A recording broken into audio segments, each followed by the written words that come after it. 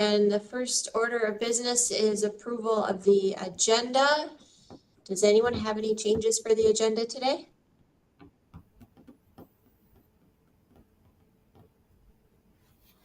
All right, seeing none and hearing none, then the agenda is approved and we will move on to approval of our July 3rd meeting minutes.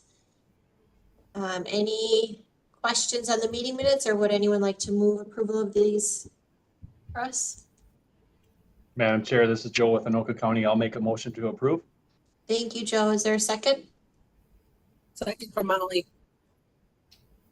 Thank you, Molly. We have a first and a second. Any further discussion? If not, all in favor signify by saying aye, and it'll be roll call. Joe? Anoka County, McPherson. Aye. Barbeau County, Robjan.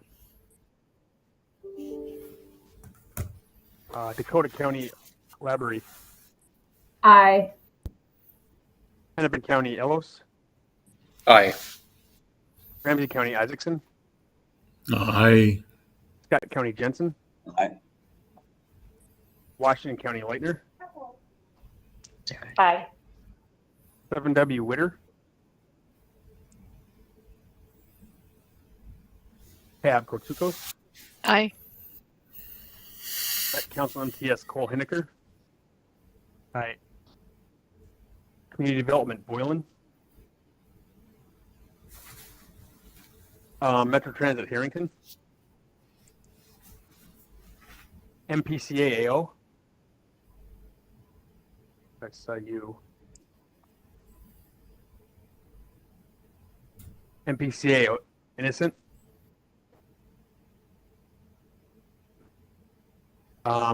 Mac, Reap. That's you too. Suburban Transit, Fightin. MnDOT Freight, Meyer. Now I'm getting nervous. Deed, Eddie. Aye. There's Vacant. Bicycle, Sabota. Abstain. Pedestrian, McTurner Bargain. Aye. So the first Met Cities person on my list is Carl Keel, and I regret to inform you that he is no longer on TAC because he is no longer with the city of Bloomington, so that is a vacant seat for now. Chanhassen Howley. Aye. Lakeville Omi. Aye. Eden Prairie Ellis. Aye. Fridley Kozlucher. Brooklyn Park Ruiz. Aye. Plymouth Michael Thompson. Woodbury Hartzell. Abstain. Minneapolis Engineering Hager. Aye. Planning Mail. Aye. St. Paul Engineering Nick Peterson. Aye. And Planning Ruben Collins. Yes, Aye. Excellent. Yep, that is a quorum, and the ayes have it. Great. Just a big thank you to all of you for showing up today. Again, given the light agenda and other stuff going on in the world. So it's appreciated. So we can move these items forward. We are meeting today because there were some time critical items that just needed action by this committee. There was no executive committee meeting this morning. So we'll just check and see if there's anyone from the public that wants to speak to the committee before we move on. And Chair, not seeing my none. knowledge. Okay, all right, and then we will do the tab report with Elaine. Thank you, Chair. Tab minutes on July 17th. For the Chair's report, Chair Hovland reported that the Regional Solicitation Policymaker Work Group had met prior to the tab meeting. For MnDOT, Connie Sahibjan reported that a lot of construction is going on in the metro area and they are coordinating with local agencies. And the number of fatalities has gotten worse. There was no report for the Minnesota Pollution Control Agency. For the Metropolitan Airports Commission, Carl Hermans reported that domestic travel is 105% of the 2019 level and international travel is 101%. Over the July 4th weekend, TSA reported 50,000 people going through security each day. Terminal 2 travel is up 23% over last year. And then road construction on Highway 55, I-494, Highway 62, and Highway 5 is causing disruptions. And to look at the website to check travel times. They installed Pentair water refill stations and have had 100,000 refills in a month and a half. For the Metropolitan Council report, Deb Barber reported that the council and FTA have prepared supplemental draft environmental impact statement for the Blue Line extension. It is out for public comment. The comments were accepted through August 6th, which was yesterday. The transportation policy plan will be released for public comment after council action. For the Suburban Transit Association, Gary Hansen reported that suburban transit providers' ridership continues to increase, particularly special services. Minnesota Valley Transit Authority provided more than 30,000 rides over 8 days of emergency shuttle service to Valley Fair due to flooding of Valley Fair's parking lot. And Southwest Transit is purchasing autonomous vehicles for use in its Prime Ride on Demand service. For business items, TAB approved the Streamlined tip amendment for MnDOT's Minnesota 121 and CSAT 22. And also approved the regional significant tip amendment request for US 10 highway expansion project. They released the draft 2015 transportation policy plan for public comment, approved the selection of the highway safety improvement program projects, and approved a hybrid list that was recommended by TAC for the regional solicitation projects. And those will be approved by the Transportation Committee, and then the council approval date is August 28th. And then there was updates on the policymaker work group and the active transportation work group. And that is my report. All right, any questions for Elaine? All right, seeing none, then we will move to the action items for today, and Robbie is going to walk us through 2024-35, which is a streamlined tip amendment for MnDOT's University Avenue Improvements Project, and 2024-36, which is another streamlined tip amendment for MnDOT's Robert Street Video Analytics Pilot Project. So I will turn it over to Robbie to walk through those, and I think we have to take them up separately, so one at a time. Oh, Joe is muted again.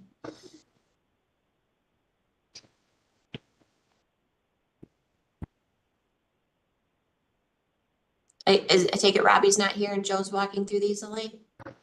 That is the case. Sorry about that. Okay. I tried to join on my phone because I really do not like these headphones. Didn't work. Oh. So anyway, Got you back. apparently this is working.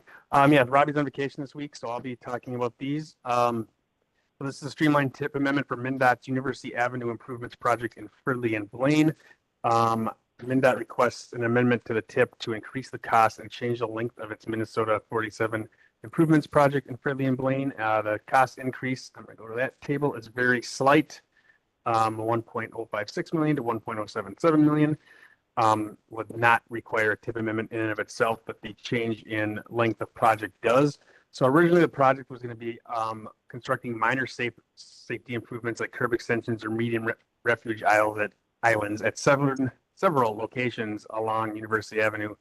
But MnDOT staff sort of struggled to find space for these improvements without impacting existing bus shoulders or turning truck movements. So the safety improvements would have been pretty minor. So therefore, the project is going to have a proposed length of 3 miles with more substantial focus on safety improvements within that area at Mississippi Street, 85th Avenue, and University Avenue. At Mississippi Street, free right turns will be removed to shorten pedestrian crossing distance, and at 85th Street, free right turns and a northbound through lane will be removed. Also at University Avenue, a pedestrian crossing will be added with signals where no signal exists today. This is two projects, as you see on the screen. It's really one project. It's two project lines because of the separate funds being indicated, SCP and HSIP. Neither of those came through their solicitation process that we go through here. These are MnDOT program projects. So with that, I would stand for questions.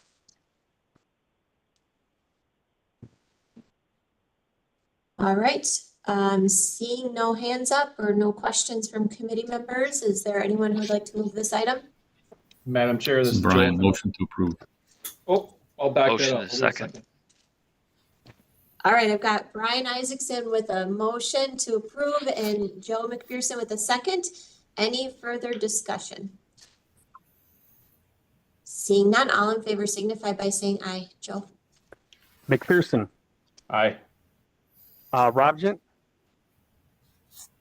Oh, I thought that was you that Brian beat to the punch there. Lavery, Aye. Hellos, Aye. Jensen. Aye. Isaacson, Aye. Leitner, Aye. Witter, Kotsukos, Aye. Hineker. Aye.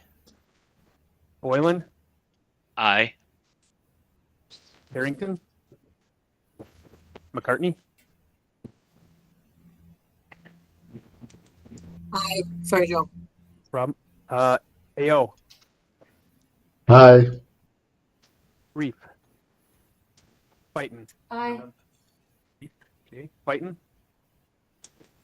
Meyer, Eddie, Aye. Kubota, Aye. Turner Bargain, Aye. Howley, Aye. Homie, Aye. Ellis, Aye. Lucher, Aye. Ruiz, Aye. Thompson, Hartzell, Aye. Hager, Aye. Mayel, Aye. Peterson, Aye. and Collins. Aye. You guys have it. Great, great. That item carries forward. So we will move to 2024-36. 2024-36 is a streamlined tip amendment for MnDOT's Robert Street Video Analytics Pilot Project. This is not the kind of project we've seen the tip with frequency, but it's a new project. And so the motion or the requested action is that the Technical Advisory Committee recommend TAB adopt an amendment to the tip to add MnDOT's Minnesota 3 or Robert Street Video Analytics Pilot Project. This project will use video cameras to better understand the capabilities of the technology for observing and detecting pedestrians and bicyclists. Video recorded at up to 30 sites for 48 hours. Additionally, this project will fund analysis, a project management team, and final report creation. And I don't know a lot about this Section 164 federal source that it comes from, but it's related to repeat offenders and some sort of use of funds in that process. But if anybody, I see Molly's hands up, she probably knows a lot more about it than I do. And with that and Molly's statement, I would stand for questions. Go ahead, Molly. Sure. Thanks, Joe. Yeah, we so MnDOT, the DOT often gets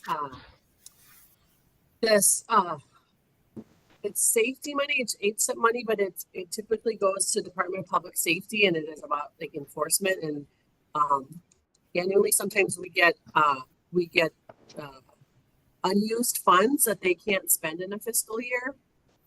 Typically, and it comes from a kind of a variety of programs. What you had said, Joe, we have Minnesota has our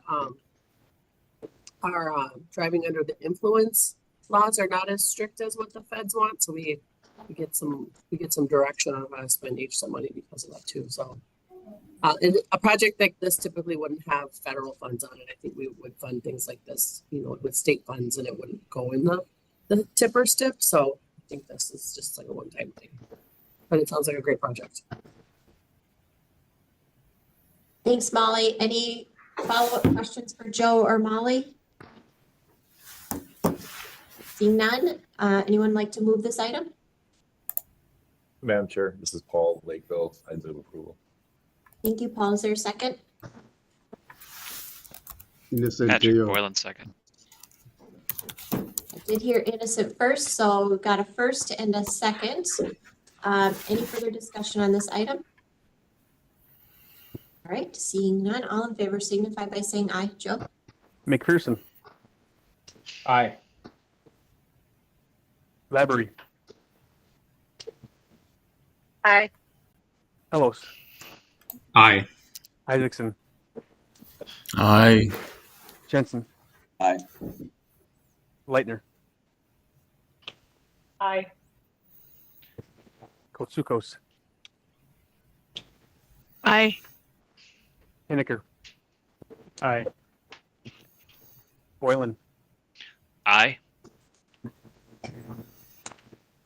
McCartney, Aye. AO, Aye.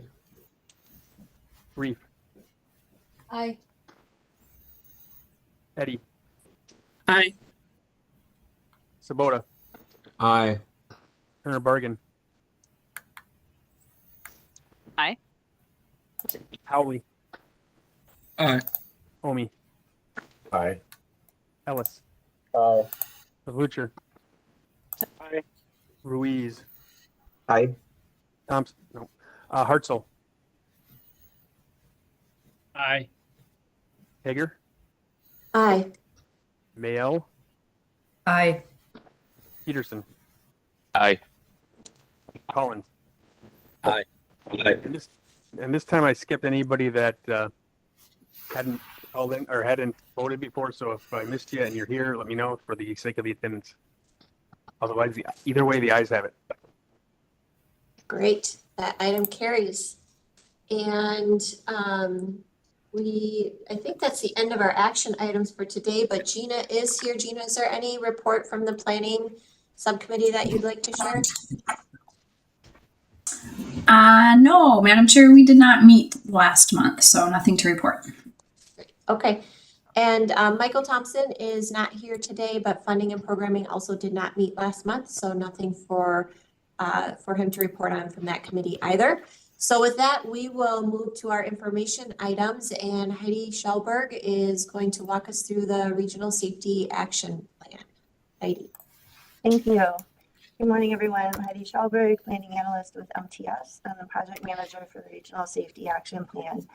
So this is a follow-up to some pedestrian safety work that we had started a couple of years ago and is intended to help us provide tools to the region to help us work to getting closer to zero deaths and serious injuries from traffic crashes. So I'm actually going to turn it over first to Renee Keel, who's the Project Manager with SRF, and we'll introduce to the consulting team who will walk us through the project, that work that's done to date. Renee. Great, thank you, Heidi. Can you guys hear me? Yes, okay, perfect. Like I said, I'm Renee Keel from SRF Consulting Group. I'm an engineer here and a director of our safety group. We've been working on this regional safety action plan for the last year, and we're super excited to be here to give you an update. I have 4 of the members from my team here that I'd like to introduce. So Nicole, do you want to go first? Sure, thank you. So my name is Nicole Bitson. I'm also with SRF and a planner here. I've been with SRF for the past 7 years. I'm working on various local safety plans across Minnesota, Wisconsin, North Dakota. I'm very excited to talk to you guys today about the Met Council's Regional Safety Action Plan, and I'll turn it back to Renee to continue to introduce others. All right, Jessica. Thanks, Renee. Jessica Schoner, co-owner and data science lead of Safe Streets Research and Consulting.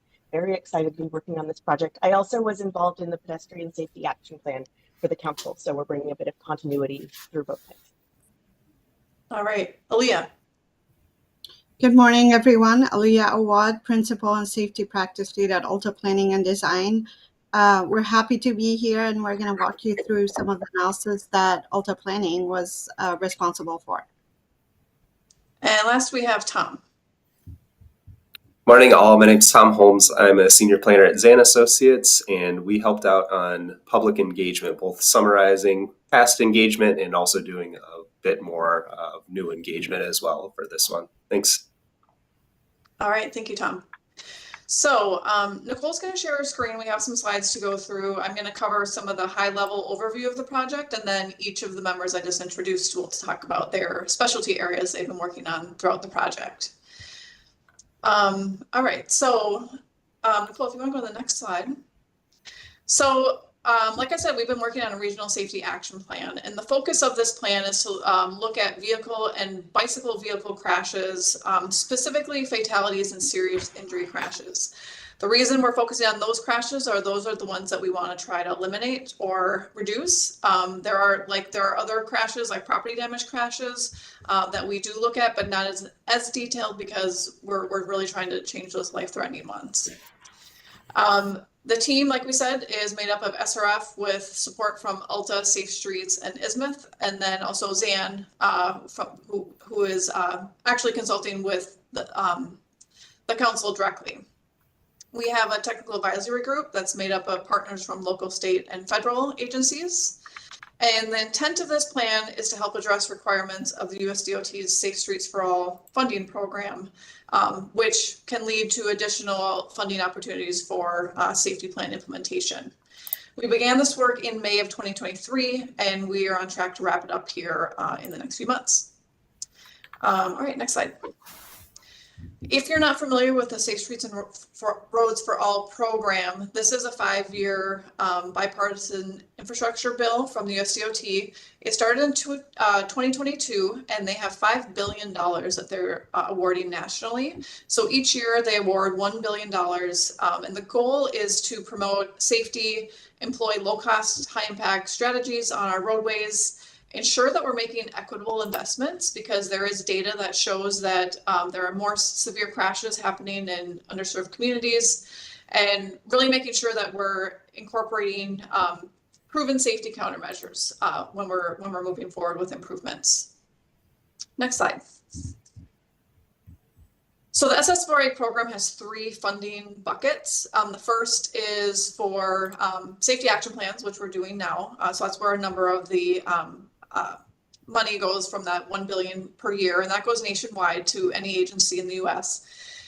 Additional funding opportunities that will be available after this plan is complete and available to all the agencies within the Met Council region is the 3 listed here. So the first is supplemental activities. So if an agency wants to look at digging deeper into like a Safe Routes to School study or some sort of corridor study, they can apply for additional funding to dig into the details at specific locations.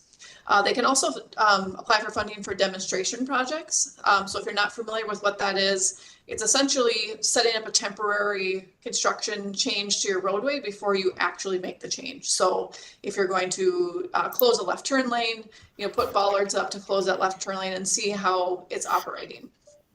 And then finally, implementation. So this is true construction projects, just building things like roundabouts and bump outs and ped improvements.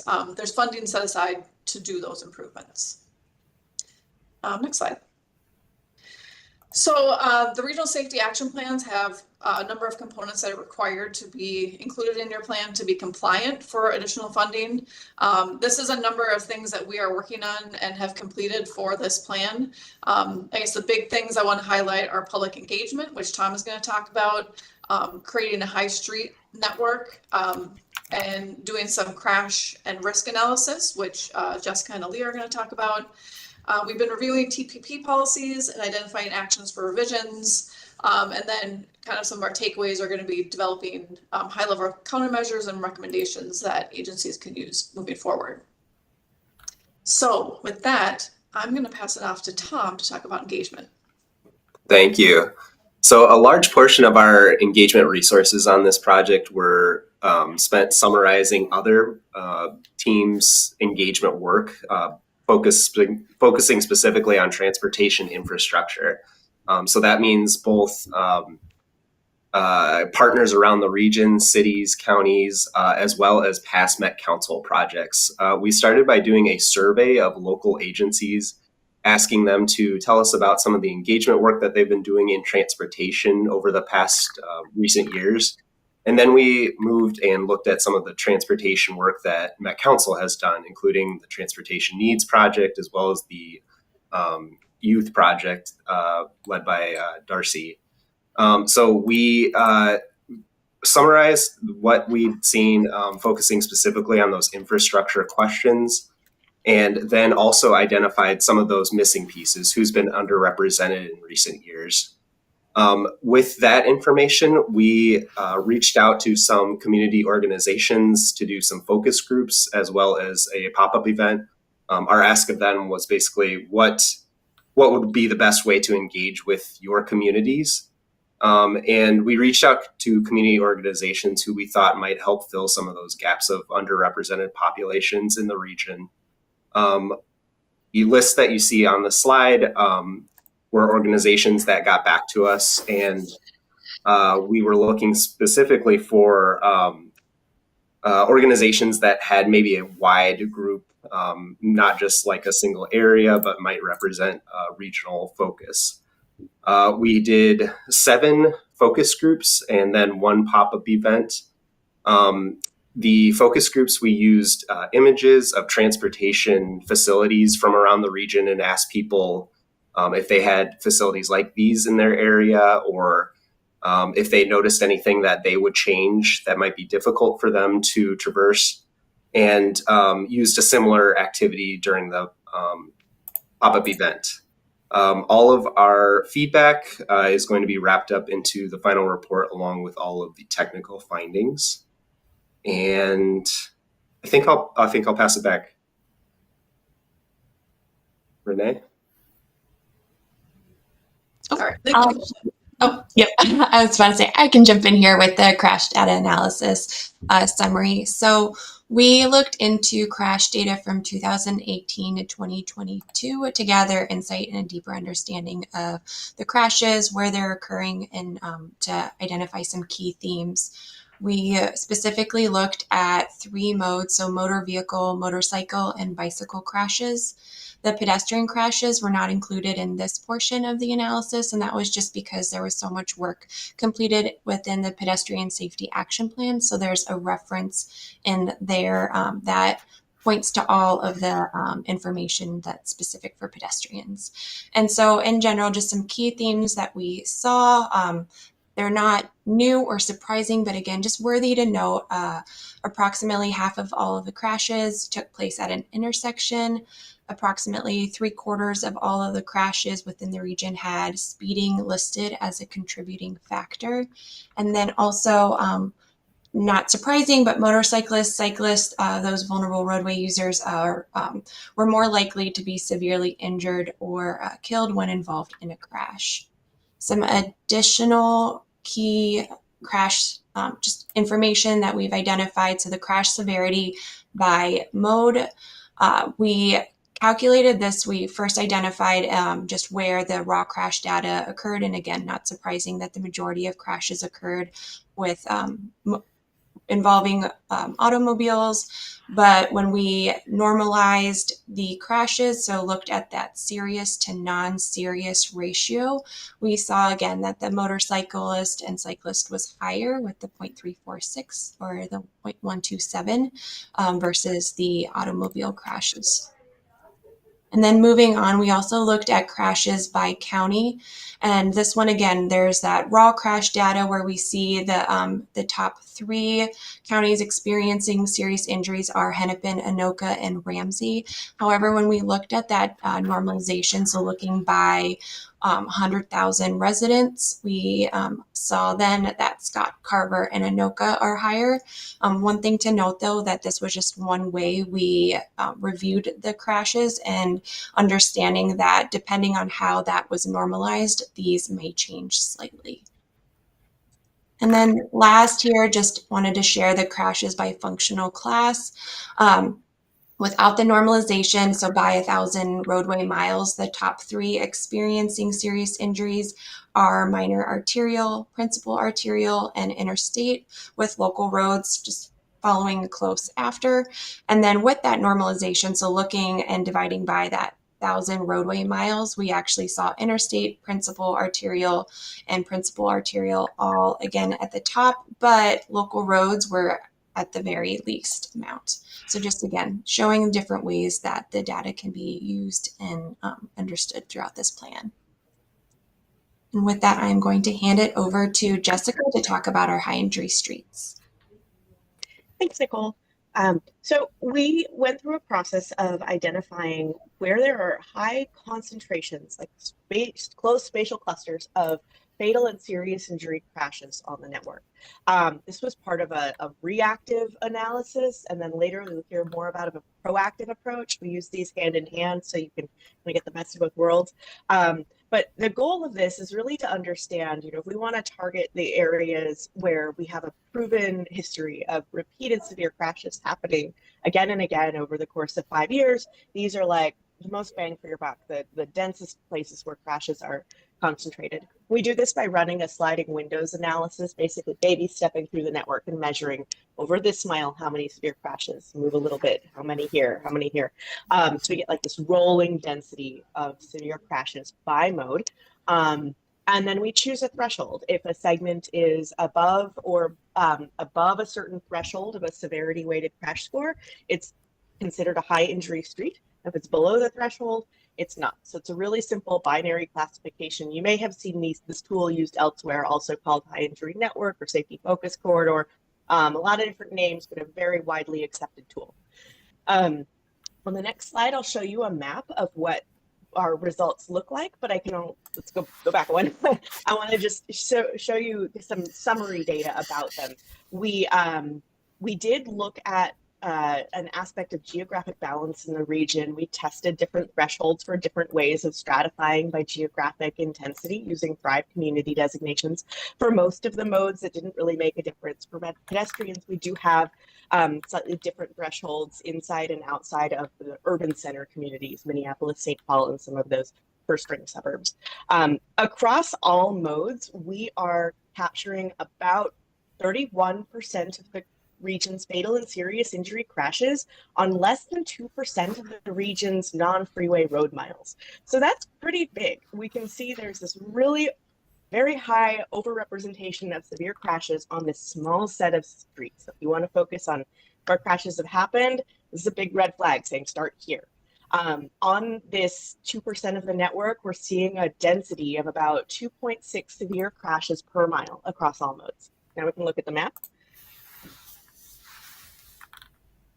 So you can see here a snapshot of what our findings are showing.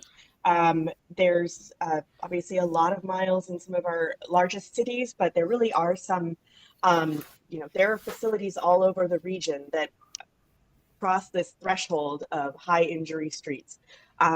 There are underlying these data, there are separate layers for each of the modes. So if you wanted to dig in and see where my high injury streets for people walking or rolling, you can look just at pedestrians. If you wanted to look just at motorcyclists, there are facilities that are just high scoring for motorcyclists. This composite map represents all 4 of our modes stacked on top of each other. So pretty big regional priority that is then paired with a systemic analysis and undergoes some further prioritization. So I think with that, I am passing it to Aaliyah to look at more of our systemic analysis. Thank you, Jessica. So Jessica just walked you through one method of analysis that basically looks at where the most severe crashes are occurring.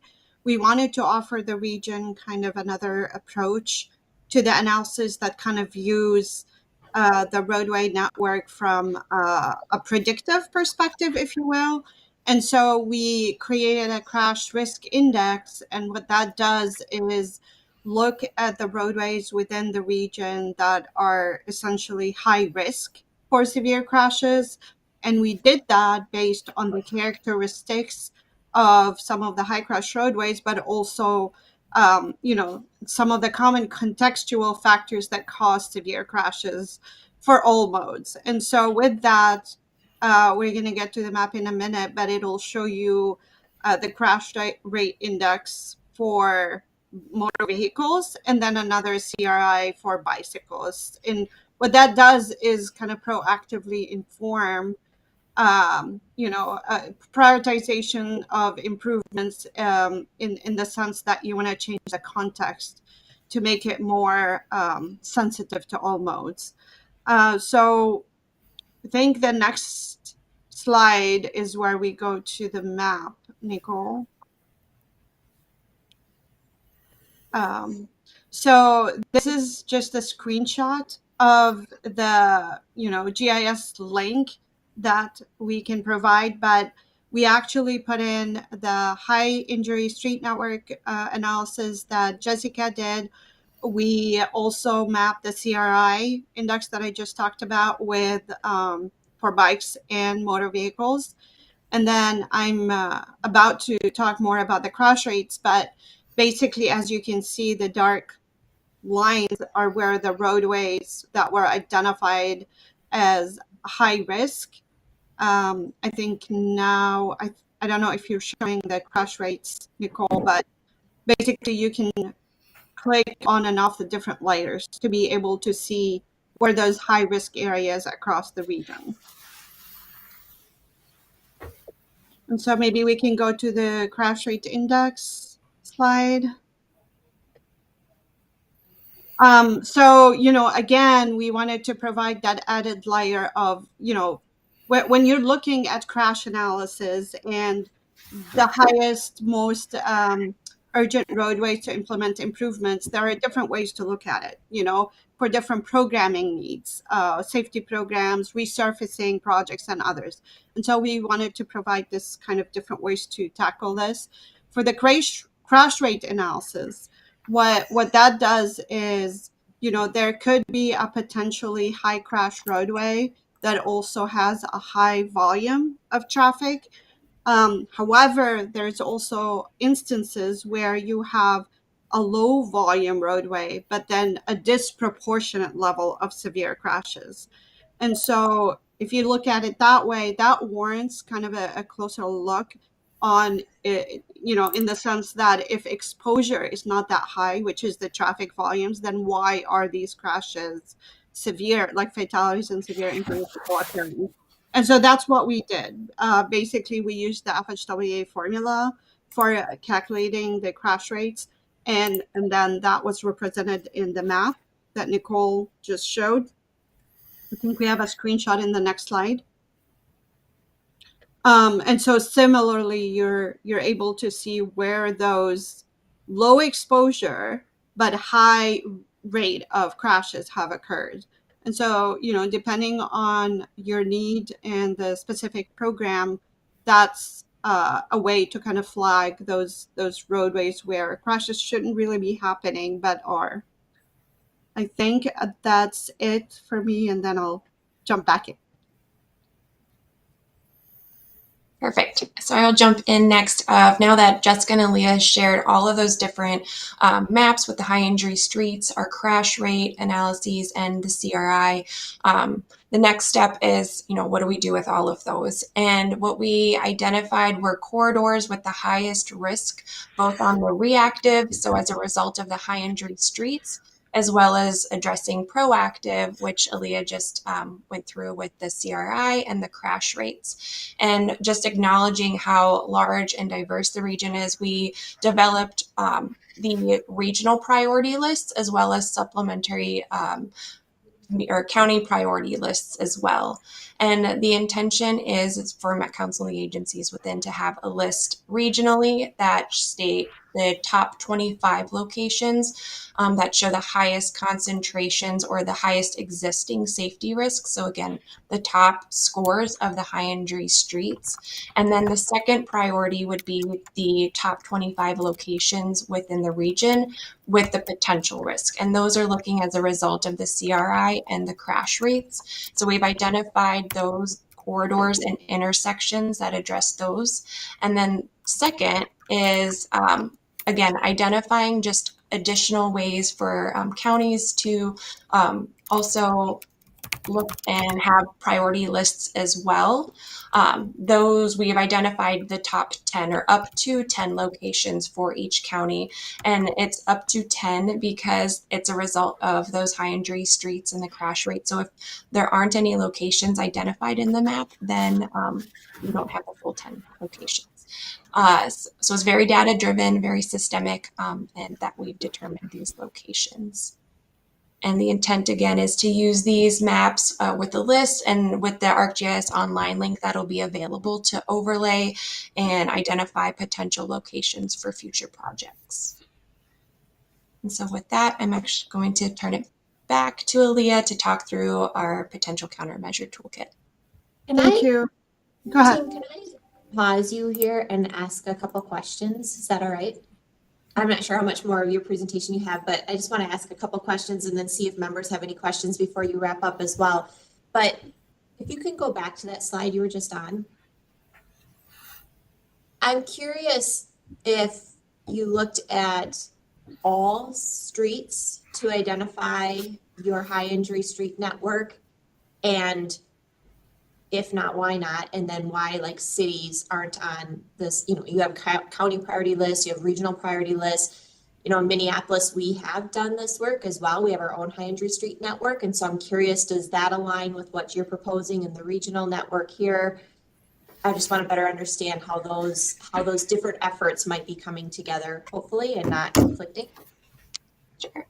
I can start us off and then I'll put it to the team for any additional comments with that. So all roadways were looked at for both the high injury streets as well as the proactive, the systemic analysis that Aaliyah had talked about. And then for the list specifically, we looked at the region and county, the county specifically trying to identify the best way. We would have loved to continue and go at the city level as well, but having just the sheer amount and identifying all of those lists was not feasible at this time. But there were, and then we do have members in the tag that are a part, and so reviewed these lists as well. And there were different overlap of locations that identified, but also locations that weren't, just again, because of this is a regional analysis, so it didn't always identify every location that you would maybe see at a city safety plan versus a regional level. Jessica or Leah, Renee, any others? Yeah, I'd like to add, we looked at all non-freeway roads. So we didn't consider restricted access freeways. Those are really important too, but they're operationally so different and they see so many more crashes that especially in a high injury streets identification, we'd be dominated by freeways. And, you know, that's, local agencies have very little control over that. Let's start with the local, county, and state roads that all road users have access to. We did run it for the entire 7-county region plus the portions of Wright and Sherburne that are in the planning area. The results are not going to match your local high injury streets because the high injury streets for the region are setting out regional priorities. It's using a slightly different methodology, different thresholds, different years of data. They're not going to identically match. This is something we deal with in regional scale safety planning all across the country. It's uncomfortable at first, but it really doesn't have to be a problem. If you're applying for SS4A implementation funds or demonstration funds and you want to point to a high injury network or high injury streets to build your case, you can use the regional one if it helps your case. You can use your local one. You can use both. It doesn't preclude you from using your own high injury streets or high injury network for your own local planning efforts. But it does lay out regional, the highest priority, highest scoring areas in the entire region to help direct regional strategies. And then also just provide another resource. There are cities within the region that may not have their own high injury network yet. And so these data are available if they want to work with them or look at this list to help inform their own priorities. So it's meant to provide options. Okay, that's helpful. And I guess for my city friends here in this group who may have done some of this work within their own local agency, you know, as we think about how this might be used beyond Safe Streets for All, but here regionally, we'll want to think about how we kind of make sure that local plans are considered as well as regional plans in that effort. So, all right. Any other committee members want to chime in with any questions before they move to the next slide? Thank you for letting me Chair. interrupt you quickly. Oh, Kath, wait a Chair second. Hager. Did I hear Kathleen? Okay. Thank you, Who's- Chair. Oh, Chad Ellis with Hennepin County. I think Kathleen was first. Chad will come to you then after. Okay. thanks, Chair. Just a quick question. The dashboard that you shared on the screen, is that going to be linked in the presentation that'll be added to the agenda? Not at this time. We're still in a couple draft reviews, but it will be made available later. Heidi, I don't know if you want to expand on that. Sure. Yeah. Oh, sorry. Go ahead, Heidi. Did you say Heidi or? Heidi, sorry.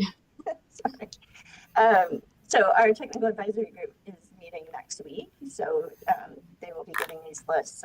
We're still reviewing those with that group, and so will not be more broadly publicly available until we've kind of vetted this task work and finalized that. But it will be something that will be transferring over to the council system as well at the end of this Heidi, project. you were a little hard to hear. If you could speak up a little bit into your mic, please. Sure. Sorry about that. So we are reviewing these results with the technical advisory group next week. So we haven't gone through all of that, so it's still not really finalized yet. So once that is finalized, we'll make the map more broadly available. But as Nicole said, we won't be linking it in the presentation yet, just simply because we're still in process of work. Okay. Did everyone catch that? Any follow-up questions? All right, and then I think Chad, go ahead. Yeah, thanks, Chair. I have a question on like priority 2, proactive high risk corridors. It sounds like you're using a crash, all crashes, not necessarily just high injury crashes in that analysis. Is that correct? So we're using all crashes. However, the severe crashes are weighted. So the crash rate index looks at that. However, also the crashes themselves are not the predominant factor in calculating the proactive component. It's basically, okay, where are those severe crashes occurring? But also, what is the context of those roadways? So it's a formula that considers both the context and the crash occurrence. And then what you end up with is, for example, arterials are typically, pop up in those kinds of roadways because it's like the speeds, the volumes, the number of lanes. So different factors are considered into that formula.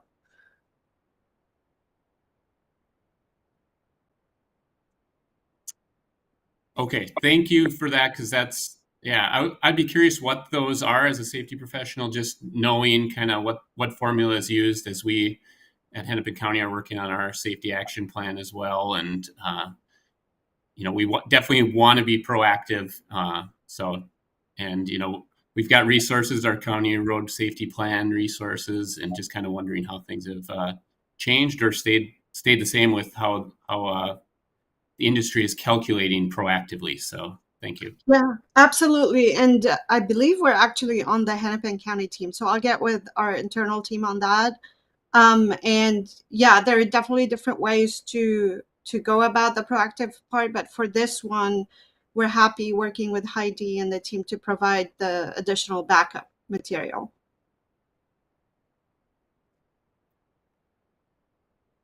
Good, Chad, Thank any you. follow-up? No follow-up. Thank you. Okay. Chair. Any other committee members have any questions before we move on? All right. Go ahead, Heidi. I just wanted to verbalize what Jessica had put in the chat. Can you hear me okay? Yep, we can hear you. Okay. Jessica put in the chat, just since this is not visible on the streaming video, in case it wasn't self-evident, she clarified the county scale lists are based on the county's boundaries, not based on road ownership. So each county's list may include state, county, and or local facilities based on what the underlying data show. Got it. Okay, that's helpful. All right, I'm checking one more time for hands and seeing none. So go ahead, team. Thanks for letting us interrupt you midstream. No problem. Thank you. So another element task that Alta was, had started is basically developing a countermeasures toolkit for the region. And, essentially we looked at the prevailing crash trends that are specific to the region. And there's a lot of proven countermeasures out there that are vetted by, national resources. And they typically include a degree of efficacy and crash reduction factors to basically, allow the agencies to evaluate the potential cost, a high level kind of like, striping versus a roundabout, for example, the differential in cost. And that allows the agency to be able to link the crash issues to the potential countermeasures that are proven to resolve the crash issue. And so, we started basically a draft of the toolbox, and we also looked at local and MnDOT resources because, typically if there's a local resource that adds this localized layer of efficacy, we looked at that as well. And so your product out of this will be a toolkit or a table of these different countermeasures that range in options between operations and design, and address the different crash issues and also speak to the crash issues by mode. And so, we will be sharing that draft soon.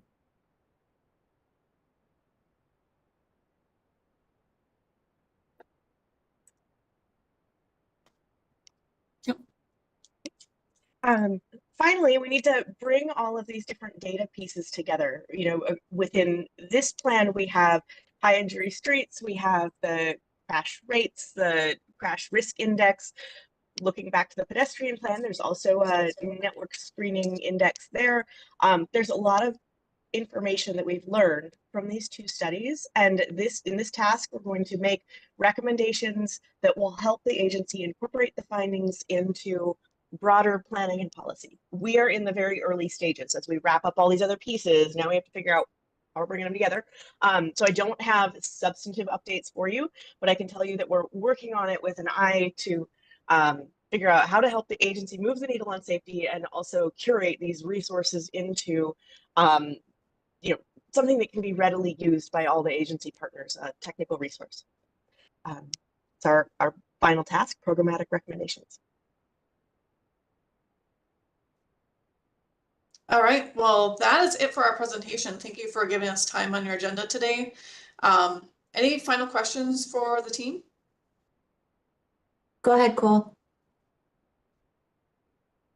Yeah, I was reading something recently about crash, serious injury and fatality information being analyzed by like the home location of the resident, and how that tells you how like the safety impacts aren't just about where the crashes occur, but who it's impacting in terms of like where they live and where they're from.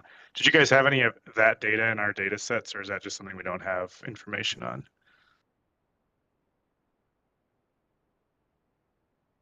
I don't think we have that data, but I don't know if Jessica, if you have any thoughts on that. I'm trying to picture the crash victim and party tables in MnDOT's crash database, DPS's crash database. I believe we might have like a driver's home zip code, but we wouldn't necessarily have that for people outside the vehicle. So at best, we would get a very incomplete lens on where people hail from who were involved in these crashes. I'm curious if FARS would have better data. It's iffy. Those data are hard to come by. The data sets are redacted for privacy on some fields, but then also some variables are just flat out not collected. So I think that's a really important topic. I know we've seen from national research that that's definitely, there is an equity layer that we can't get at just looking at where crashes happen, but we know however you cut the data, severe crashes are inequitably distributed. And so even without those data, we know that we still need to prioritize investments in previously or historically underinvested communities. Yeah, and just to add to what Jessica just mentioned regarding equity, one workaround to that, because like Jessica said, typically the demographics is not associated directly with the crash data, is one element we've done on other projects is look at origin destination of different communities. And so that allows you to basically draw that link and relationship of where workers are commuting and what the highest corridor crashes are. And so you're able to make some of these correlations, combining the origin destination with the crash occurrences. So just as an example, equity is a tricky issue for wealthy communities. So one of the communities we're looking at is Aspen, Colorado, but that doesn't mean that disadvantaged communities are not heavily impacted. So we looked at the workforce community and their origin destination and linked that to crashes. So that's one way communities are tackling that. And for what it's worth, we are trying to prop up some of those missing data with our qualitative data, including quotes and focusing on some of those underrepresented populations as well. Just one note that all of that's good information. One of the perspectives I was coming from was whether familiarity with a road makes it more or less safe. If you have a road that's used by a lot of people that don't use it every day, does that make it just less safe because of the unfamiliarity? And I don't know if there's a way to get at that in another way, but potential factor to look at in the future, maybe. Yeah, I think there's something to that because we've done some work in Williston when there was the big oil boom years ago, and there were a lot of non-local drivers in the area so you can see where their driver's licenses were from, and that was a key thing that stood out in the crash data set in that community was that there were just a lot of drivers that weren't from the area, weren't used to winter driving, that sort of thing that stood out.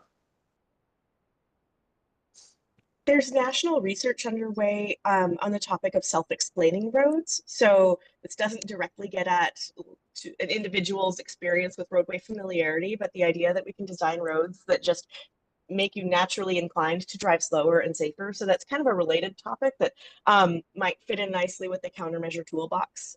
There's also research on how quickly people adapt to new treatments, and you have to do your post-implementation studies so many months after you build it because there is that adjustment period. So we could look to those for proxies, but I don't know if there's direct research on that, just speaking from the academic lens. All right. Any other questions from committee members? Seeing none, thank you. This was a very informative presentation, and it's super important. Our tab itself has been very focused on safety in the last couple of years and trying to move the dial on that. So I think this is going to be great. I look forward to the toolkit in particular. So thank you for this. All right. And then we have one more information item today, which I think Joe is going to summarize for us the public comments that were received on the draft tip.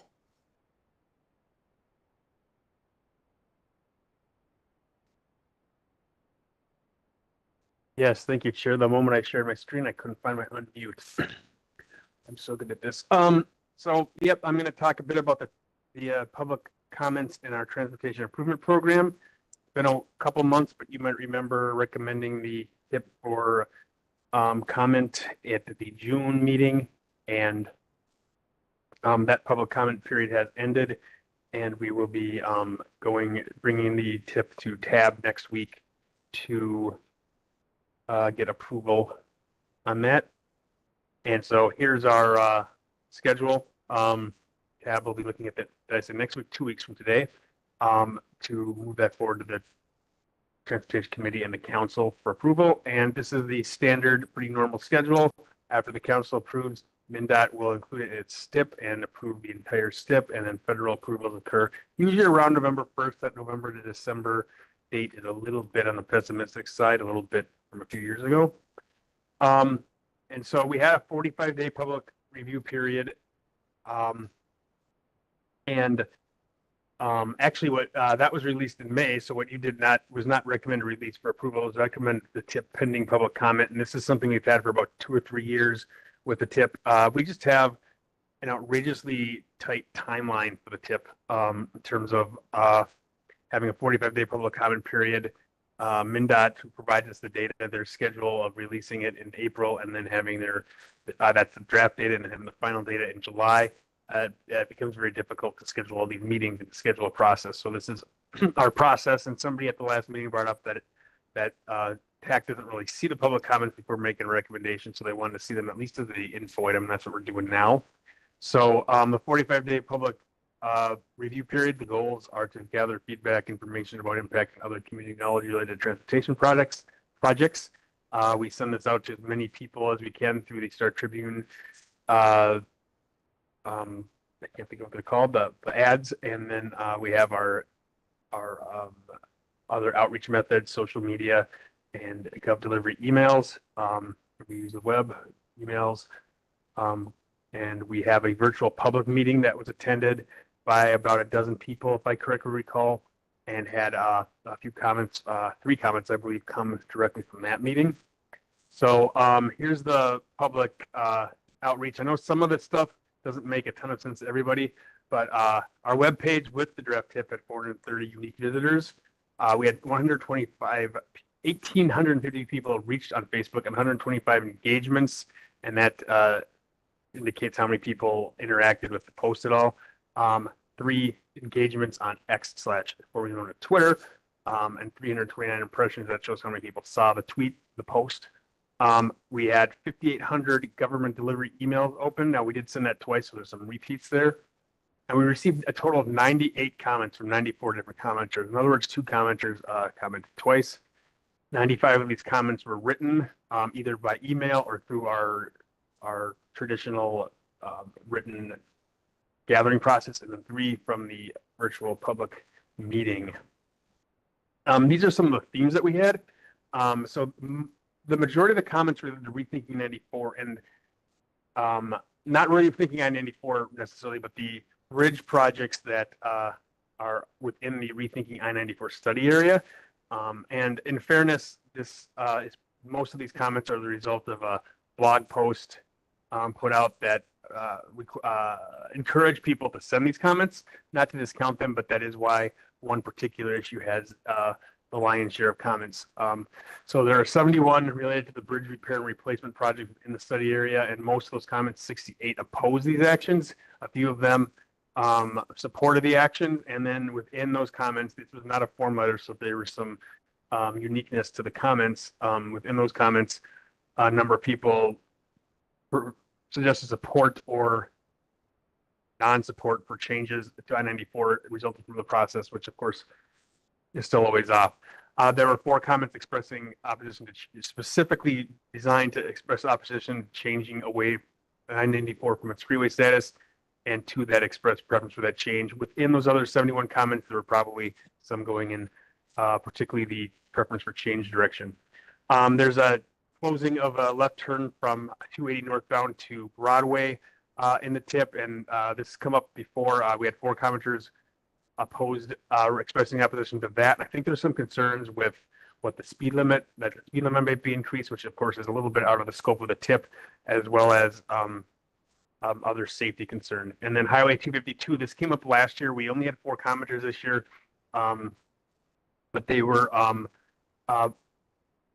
pretty strongly citing community opposition in the area and shortfalls related to meeting the TPP and Hennepin County goals. And then we had a lot of non-project specific comments. We had 10 comments related to modal preferences.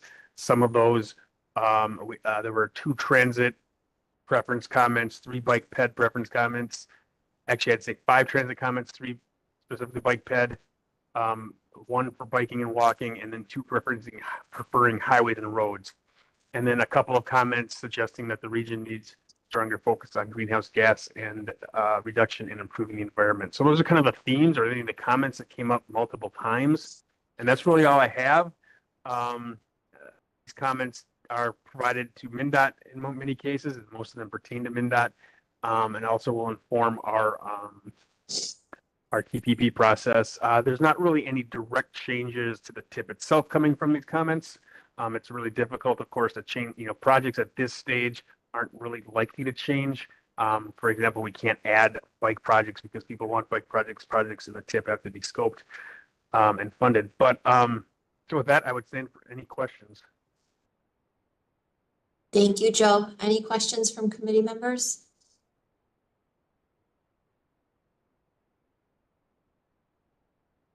All right, seeing none, that is the end of our agenda today. Do committee members have any agency reports you want to share?